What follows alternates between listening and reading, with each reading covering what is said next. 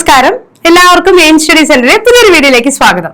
അപ്പൊ HSAയുടെ എക്സാം ഒക്കെ കഴിഞ്ഞിരിക്കുകയാണ്. അപ്പൊ ഒരുപാട് പേര് ഷോർട്ട് ലിസ്റ്റ് ചെയ്യപ്പെട്ടു എന്നറിയുന്നുണ്ട്. അതേപോലെ അതിന്റെ അപ്ഡേഷൻസ് എന്താണ് എന്നൊക്കെ അറിയാനായിട്ട് വെയിറ്റിംഗ് ആയിരിക്കും അല്ലെ. അപ്പോ ഇപ്പൊ നമ്മുടെ HSA സോഷ്യൽ സയൻസിലെ എല്ലാ ജില്ലകളുടെയും ഷോർട്ട് ലിസ്റ്റ് വന്നിട്ടുണ്ട്. അപ്പൊ ഇനി അടുത്ത HSAക്ക് തയ്യാറെടുക്കുന്നവർക്കും അതേപോലെ തന്നെ ഇപ്പൊ HSA പരീക്ഷ കഴിഞ്ഞവർക്കും എത്ര ആളുകൾ ഉൾപ്പെട്ടിട്ടുണ്ട്, എങ്ങനെയായിരുന്നു അവരുടെ കട്ട് ഓഫ്, അതേപോലെ എത്ര പേര് സപ്ലി ലിസ്റ്റിലേക്ക് വന്നു, ഇനിയിപ്പോ സപ്ലി ലിസ്റ്റിൽ വന്നവർക്കും ഇന്റർവ്യൂ ഉണ്ടാവോ എന്നുള്ള ഒരുപാട് സംശയങ്ങൾ ഉണ്ടാവും അല്ലെ. അപ്പൊ അതുമായി ബന്ധപ്പെട്ട അപ്ഡേഷനുമായിട്ടാണ് ഇന്ന് ഞാൻ നിങ്ങളുടെ മുന്നിലേക്ക് വന്നിരിക്കുന്നത്. അപ്പൊ ഇത്തരത്തിലുള്ള കൂടുതൽ അപ്ഡേറ്റഡ് വീഡിയോസിനായി ചാനൽ സബ്സ്ക്രൈബ് ചെയ്യാൻ മറക്കണ്ട. അതോടൊപ്പം ബെല്ലൈക്കൻ കൂടെ ഒന്ന് എനേബിൾ ചെയ്തിടാം.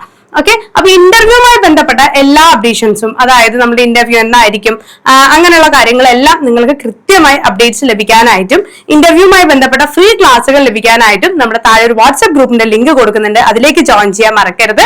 അതോടൊപ്പം തന്നെ നമ്മുടെ ഒരു അപ്ഡേഷൻ ലഭിക്കാനായിട്ട് OIM study centre official WhatsApp ചാനലിലെ ലിങ്ക് കൂടെ കമന്റ് ബോക്സിൽ കൊടുക്കുന്നുണ്ട്. അതിലേക്ക് കൂടെ ഒന്ന് ജോയിൻ ചെയ്യാം. ഓക്കെ അല്ലെ. അപ്പൊ HSA സോഷ്യൽ സയൻസുമായി ബന്ധപ്പെട്ട് അറിയേണ്ട എല്ലാ കാര്യങ്ങളും നമുക്ക് ഇതിലൂടെ ഡിസ്കസ് ചെയ്യാം. അതിനു മുമ്പ് ഇപ്പൊ HSA എക്സാം നല്ല രീതിയിൽ തന്നെ എഴുതിയ എല്ലാവർക്കും അഭിനന്ദനങ്ങൾ. ഷോർട്ട് ലിസ്റ്റ് ചെയ്യപ്പെട്ടിട്ടുള്ള എല്ലാ ഉദ്യോഗാർത്ഥികൾക്കും എന്റെയും എയിം സ്റ്റഡി സെന്റർ പേരിലും അഭിനന്ദനങ്ങൾ അറിയിക്കുകയാണ്. അപ്പൊ നമുക്കൊരു ഷോർട്ട് ലിസ്റ്റ് ചെയ്യപ്പെടുക എന്നുള്ളതല്ല നമ്മുടെ അൾട്ടിമേറ്റ് എയിം അല്ലെ. അപ്പൊ ഇനി റാങ്ക് ലിസ്റ്റിൽ ഒരു ഉയർന്ന ഇടം, അതാണ് നമ്മൾ സ്വപ്നം കാണേണ്ടത്. അപ്പൊ അതൊരു സ്വപ്നം മാത്രമൊന്നും അല്ല, നമ്മൾ നന്നായി വർക്ക്ഔട്ട് ചെയ്ത് കഴിഞ്ഞാൽ 1ാം റാങ്ക് വരെ നമുക്ക് ഉറപ്പിക്കാനായിട്ട് സാധിക്കും നല്ല രീതിയിൽ. കാരണം നമ്മൾ റിട്ടേൺ എക്സാം എത്രത്തോളം നമ്മൾ ഫോക്കസ് ചെയ്തു അതേപോലെ ഫോക്കസ് ചെയ്യേണ്ടതാണ് ഇനി ഇന്റർവ്യൂവിലുള്ള 20 മാർക്ക് എന്ന് പറയുന്നതും. ഓക്കെ, അപ്പൊ അതിൽ മിനിമം ഇത്ര എന്താണെങ്കിലും കിട്ടുമല്ലോ എന്നുള്ളതല്ല, മാക്സിമം നമുക്ക് കിട്ടാവുന്ന മാർക്ക്, അതാണ് നമ്മൾ അവിടെ ഉറപ്പിക്കേണ്ടത്. അപ്പൊ എങ്ങനെയാണ് ഒരു ഇന്റർവ്യൂ പാനലിനെ അഭിമുഖീകരിക്കേണ്ടത്, അവർ ഏതൊക്കെ രീതിയിലുള്ള ചോദ്യങ്ങളാണ് നമ്മളോട് ചോദിക്കുക, അതിനെങ്ങനെയാണ് നമ്മൾ മറുപടി നൽകേണ്ടത് തുടങ്ങിയ എല്ലാ കാര്യങ്ങളും ഡിസ്കസ് ചെയ്യാനായിട്ട് എക്സ്പീരിയൻസ്ഡ് ആയിട്ടുള്ള ഒരു ഫാക്കൽറ്റി നിങ്ങളോടൊപ്പം ഉണ്ടെങ്കിലോ അത് വളരെ ഹെൽപ്ഫുൾ ആയിരിക്കും അല്ലെ. അപ്പൊ നിങ്ങളെ ഇന്റർവ്യൂവിനായി സമഗ്രമായി തയ്യാറാക്കുന്നതിന് വേണ്ടി നമ്മുടെ എയിം സ്റ്റഡി സെന്ററിൽ ഏറ്റവും ചെറിയ ഫീസിലാണ് ഇന്റർവ്യൂവിന്റെ സ്പെഷ്യൽ ബാച്ചുകൾ ആരംഭിക്കുന്നത്. അപ്പൊ HSA സോഷ്യൽ സയൻസ് മാത്രമല്ല, HSA എക്സാം എഴുതിയിട്ടുള്ള നിങ്ങൾ ഏത് എക്സാമോ ആയിക്കോട്ടെ, അതായത് ഇപ്പൊ നാച്ചുറൽ സയൻസോ ഫിസിക്കൽ സയൻസിന്റെ കാര്യം പറയാതിരിക്കുന്നത് നല്ലത്, അത് നമുക്ക് മറ്റൊരു വീഡിയോയിൽ ചർച്ച ചെയ്യാം. ഓക്കെ, മാത്സ് ആയിക്കോട്ടെ, മലയാളം ആയിക്കോട്ടെ, ഇംഗ്ലീഷ് ആയിക്കോട്ടെ, അങ്ങനെ HSA ഏത് എക്സാം എഴുതിയ ആളുകളാണ് എന്നുണ്ടെങ്കിലും ഇന്റർവ്യൂവിനായി തയ്യാറെടുക്കാനായിട്ട് സ്പെഷ്യൽ ബാച്ചുകളാണ് അറേഞ്ച് ചെയ്തിരിക്കുന്നത്. അപ്പൊ കോഴ്സിലേക്ക് ജോയിൻ ചെയ്യാനായിട്ട് നമ്മുടെ ഒഫീഷ്യൽ നമ്പറായ 9446537087 നമ്പറിൽ കോൺടാക്ട് ചെയ്താൽ മതി. ഓക്കെ അല്ലെ. അപ്പൊ നമ്മൾ അപ്ഡേഷൻ നോക്കിയാലോ. തിരുവനന്തപുരം മൊത്തത്തിൽ, അതായത് ആകെ 119 ആളുകളുടെ ഷോർട്ട് ലിസ്റ്റ് ആണ് ഇട്ടിട്ടുണ്ടായിരുന്നത്. അതിൽ 42 ആളുകൾ മെയിൻ ലിസ്റ്റിലും 70 ആളുകൾ സപ്ലിമെന്ററി ലിസ്റ്റ്, ഭിന്നശേഷി വിഭാഗത്തിൽ നിന്നുള്ള 7 ആളുകൾ എന്ന രീതിയിലാണ് വന്നിരിക്കുന്നത്. ഓക്കെ, 42 ആയിരുന്നു കട്ട് ഓഫ്. കൊല്ലം ജില്ലയിൽ 43 ആളുകൾ മെയിൻ ലിസ്റ്റും 68 സപ്ലി, 8 ഭിന്നശേഷി വിഭാഗക്കാർ, ആകെ 119 ആളുകളുടെ ഷോർട്ട് ലിസ്റ്റ് ആണ് ചെയ്യപ്പെട്ടത്. 38.33 ആയിരുന്നു കട്ട് ഓഫ്. അതേപോലെ തന്നെ പത്തനംതിട്ടയിൽ 35 കട്ട് ഓഫ് വന്ന സമയത്ത് ഒരു ചെറിയൊരു ലിസ്റ്റ് തന്നെയായിരുന്നു. 13 പേർ മെയിൻ ലിസ്റ്റും സപ്ലി 47ഉം ഭിന്നശേഷി വിഭാഗത്തിലുള്ളവർക്ക് 2 ആളുകളും, അങ്ങനെ 62 പേരുടെ ലിസ്റ്റാണ് ആകെ ഇട്ടിട്ടുണ്ടായിരുന്നത്. ഉള്ളതിൽ ഏറ്റവും ചെറിയത് ഏതാണ്? പത്തനംതിട്ടയുടെ ലിസ്റ്റ് തന്നെയായിരുന്നു കേട്ടോ. അതേപോലെ ആലപ്പുഴ ജില്ലയിലെ കട്ട് ഓഫ് എന്ന് പറയുന്നത് 38 ആയിരുന്നു.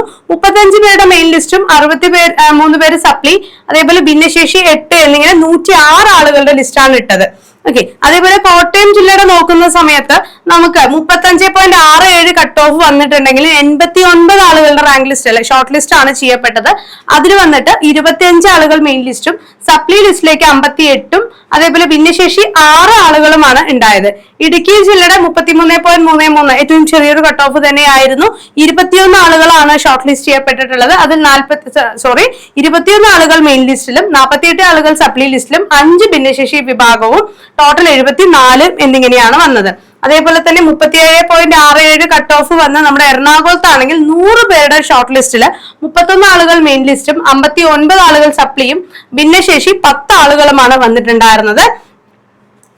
അതേപോലെ നമുക്കിനി തൃശ്ശൂർ നോക്കുകയാണെങ്കിൽ 38.67 ആയിരുന്നു കട്ട് ഓഫ്. അതില് 107 ആളുകളുടെ ഷോർട്ട് ലിസ്റ്റില് 37 ആളുകൾ മെയിൻ ലിസ്റ്റും 62 സപ്ലിയും 8 ഭിന്നശേഷി വിഭാഗക്കാരുമാണ് ഉണ്ടായിരുന്നത്. പാലക്കാട് ജില്ലയുടെ അത്യാവശ്യം നല്ല, അല്ലെങ്കിൽ ഏറ്റവും ഉയർന്നൊരു കട്ട് ഓഫ് എന്ന് നിൽക്കുന്ന മലപ്പുറത്തിനും തിരുവനന്തപുരത്തിനും ഒപ്പം നിൽക്കുന്ന ഒരു ജില്ലയാണ് പാലക്കാട്. അതിൽ 42 കട്ട് ഓഫിൽ 188 ആളുകളുടെ ഒരു ലിസ്റ്റാണ് ഇട്ടത്. ഇതിൽ 78 ആളുകൾ മെയിൻ ലിസ്റ്റും 100 സപ്ലി ലിസ്റ്റും 10 ഭിന്നശേഷിയുമാണ് ഉണ്ടായിരുന്നത്. അതേപോലെ മലപ്പുറവും 42 തന്നെയായിരുന്നു കട്ട് ഓഫ്. പക്ഷെ ഉള്ള ലിസ്റ്റിൽ ഏറ്റവും കൂടുതൽ ആളുകളെ ഉൾപ്പെടുത്തിയ ഒരു ലിസ്റ്റാണ് മലപ്പുറം എന്ന് പറയുന്നത്. അതായത് 259 ആളുകളാണ് മലപ്പുറം ലിസ്റ്റിലേക്ക് വന്നത്. അതിൽ 114 ആളുകളും മെയിൻ ലിസ്റ്റ് ആണ്. സപ്ലിയിൽ വന്ന് 131 ആളുകളും 14 ആളുകൾ ഭിന്നശേഷി വിഭാഗത്തിലുള്ളവരും. കോഴിക്കോട് 41.33 ആയിരുന്നു കട്ട് ഓഫ്. 66 ആളുകളാണ് അതിൽ മെയിൻ ലിസ്റ്റിലേക്കും 88 സപ്ലിയും 9 ഭിന്നശേഷി വിഭാഗം. ടോട്ടൽ 163 പേരുടെ ലിസ്റ്റാണ്. 37.33 കട്ട് ഓഫ് എന്ന് നമ്മുടെ വയനാട് നോക്കുമ്പോൾ 82 പേരുടെ ഷോർട്ട് ലിസ്റ്റിൽ 29 മെയിൻ ലിസ്റ്റും 49 ആളുകൾ സപ്ലിയും 4 ഭിന്നശേഷി വിഭാഗത്തിലുള്ളവരുമാണ്. കണ്ണൂർ ജില്ലയിൽ 40 ആയിരുന്നു കട്ട് ഓഫ്. 150 ആളുകളുടെ ഷോർട്ട് ലിസ്റ്റ് ആണ് ഇട്ടത്. അതിൽ 59 ആളുകൾ മെയിനും 81 സപ്ലിയും 10 ഭിന്നശേഷിയുമാണ്. കാസർഗോഡ് ജില്ല നോക്കുമ്പോൾ 39.67 ആണ് കട്ട് ഓഫ്. 161 ആളുകളുടെ ലിസ്റ്റിൽ 65 ആളുകൾ മെയിൻ ലിസ്റ്റും 87 ആളുകൾ സപ്ലിയും 9 ഭിന്നശേഷി വിഭാഗക്കാരുമാണ് ഉണ്ടായിരുന്നത്. അപ്പൊ നമ്മൾ ടോട്ടലി നോക്കുന്ന സമയത്ത് നമുക്ക് ഏകദേശം ഷോർട്ട് ലിസ്റ്റ് ചെയ്യപ്പെട്ട ആളുകളുടെ എണ്ണം എന്ന് പറയുന്നത് ഇത്രയും ആളുകൾ എക്സാം എഴുതിയതിൽ 1779 ആളുകളാണ് ഷോർട്ട് ലിസ്റ്റ് ചെയ്യപ്പെട്ടിട്ടുള്ളത്. ഓക്കെ, അതിൽ മെയിൻ ലിസ്റ്റ് എന്ന് പറഞ്ഞാൽ 658 ആളുകളാണ് ഉള്ളത് അല്ലെ. എല്ലാ ജില്ലയുടെയും കൂടെയാണ് നമ്മൾ നോക്കുന്നത്. 658 ആളുകൾ. സപ്ലി ലിസ്റ്റിലുള്ളവർക്കും ഇന്റർവ്യൂ എന്താണെങ്കിലും ഉണ്ടാവും. അവർ അറ്റൻഡ് ചെയ്യാതിരിക്കേണ്ട. അത് ഇന്റർവ്യൂ എക്സ്പീരിയൻസ് എന്ന് പറയുന്ന വലിയൊരു കാര്യം തന്നെയാണ്. ഓക്കെ, അപ്പൊ ഇന്റർവ്യൂ അറ്റൻഡ് ചെയ്യുക. ഓക്കെ, അപ്പൊ ഇത്രയാണ് നമ്മുടെ ലിസ്റ്റുമായി ബന്ധപ്പെട്ട അപ്ഡേറ്റ് എന്ന് പറയുന്നത്. അപ്പൊ നല്ല രീതിയിൽ തന്നെ നിയമനങ്ങളെല്ലാം നടക്കട്ടെ. നിയമന ശുപാർശകളൊക്കെ പെട്ടെന്ന് വന്ന് തുടങ്ങട്ടെ. റാങ്ക് ലിസ്റ്റ് ഒക്കെ വന്നു കഴിഞ്ഞ് ഉടൻ തന്നെ നിയമന ശുപാർശകളൊക്കെ ലഭിക്കാനുള്ള കാര്യങ്ങളാവട്ടെ. ഓക്കെ, അപ്പൊ റാങ്ക് ലിസ്റ്റിലേക്ക് ഉൾപ്പെടുന്നുണ്ടെങ്കിൽ അത് ഇന്റർവ്യൂവിന് ശേഷമാണ് അല്ലെ. അപ്പൊ ഇന്റർവ്യൂവിന് വേണ്ടിയുള്ള പ്രിപ്പറേഷൻ എന്ന് പറയുന്നത് വളരെ പ്രധാനപ്പെട്ടത് തന്നെയാണ്. അപ്പൊ ഇന്റർവ്യൂവിനുള്ള പ്രിപ്പറേഷൻസ് ഉടൻ ആരംഭിക്കുക. ഞാൻ ഇത്രയും കണ്ടന്റ് പഠിച്ചു കഴിഞ്ഞല്ലോ, ഇനി ഇന്റർവ്യൂവിനൊക്കെ പ്രിപ്പയർ ചെയ്യണോ എന്ന് ചിന്തിക്കുന്ന ഒരുപാട് ആളുകൾ ഉണ്ടാവും. അങ്ങനെ ചിന്തിക്കേണ്ട. കൃത്യമായ സ്ട്രാറ്റജിയോടുകൂടി പ്രിപ്പയർ ചെയ്യുക. അവരുടെ അത്രയും കോൺഫിഡന്റ് ആയിട്ട് നമ്മുടെ ടീച്ചിങ് ആപ്റ്റിറ്റ്യൂഡും ടീച്ചർ ക്വാളിറ്റിയുമാണ് അവരെ മെഷർ ചെയ്യാനായിട്ട് നോക്കുക. ഓക്കെ, അത് കൃത്യമായിട്ട് നമുക്ക് എക്സ്പ്രസ് ചെയ്യാനും അതേപോലെ തന്നെ നമ്മളിൽ അത് റിഫ്ലക്ട് ചെയ്യാനും സാധിക്കണം. ഓക്കെ, അപ്പൊ ഓൾ ദ വെരി ബെസ്റ്റ്. അതേപോലെ തന്നെ ഇനിയിപ്പോ ഷോർട്ട് ലിസ്റ്റ് ചെയ്യപ്പെട്ടില്ലല്ലോ, ഇനി അതേപോലെ ഇനി സപ്ലിമെന്ററി ലിസ്റ്റ് ആയല്ലോ, ഞാൻ ഇതിന്റെ ഒപ്പം തന്നെ അടുത്ത് തന്നെ പ്രിപ്പയർ ചെയ്യണോ, റാങ്ക് ലിസ്റ്റ് മാർക്ക് കുറവാണ് പുറകിലേക്കാവോ എന്നൊക്കെ ആലോചിക്കുന്ന ഒരുപാട് ആളുകളുണ്ട്. നമുക്ക് മുമ്പുള്ള അവസരങ്ങളൊന്നും കഴിഞ്ഞു പോയിട്ടില്ല.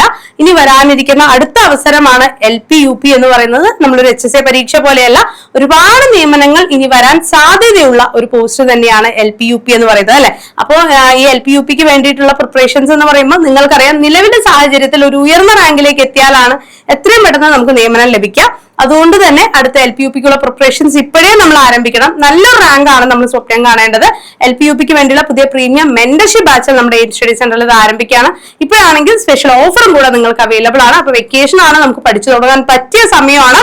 അപ്പൊ എത്രയും പെട്ടെന്ന് തന്നെ ജോയിൻ ചെയ്യുക, നിങ്ങളുടെ വിജയം ഉറപ്പിക്കുക. കോഴ്സിനെ കുറിച്ച് കൂടുതൽ അറിയാൻ 9446537087 നമ്പറിൽ കോൺടാക്ട് ചെയ്താൽ മതി. മറ്റൊരു അപ്ഡേറ്റഡ് വീഡിയോ ആയിട്ട് നമുക്ക് വീണ്ടും കാണാം. ഫ്രണ്ട്സിലേക്ക് ഷെയർ ചെയ്യാൻ മറക്കില്ലല്ലോ അല്ലേ.